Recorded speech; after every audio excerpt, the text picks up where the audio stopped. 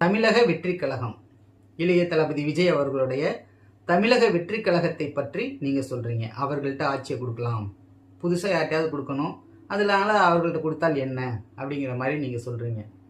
இப்போ தமிழக வெற்றி கழகத்திற்கென்று ஏதாவது கொள்கை அறிவிக்கப்பட்டிருக்கிறதா இதுவரை அப்படின்னாக்க இதுவரைக்கும் அவங்க அறிவிக்கலை. எங்கள் கட்சியினுடைய கொள்கை இதுதான் அப்படிங்கிறத இதுவரைக்கும் அவர்கள் அறிவிக்கவே இல்லை.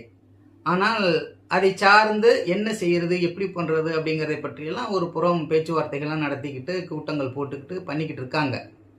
ஆனால் அவர் ஏற்கனவே பேசிய அரசியல் கூட்டத்தில் அவர் சொன்ன விஷயங்கள் என்ன அப்படின்னாக்க, அம்பேத்கரை பற்றி படிங்க, தெரிஞ்சுக்கங்க, காமராஜரை பற்றி தெரிஞ்சுக்கங்க, பெரியாரை பற்றி தெரிஞ்சுக்கங்க, அண்ணாவை பற்றி தெரிஞ்சுக்கங்க அப்படின்னு அவர் சொல்றாரு.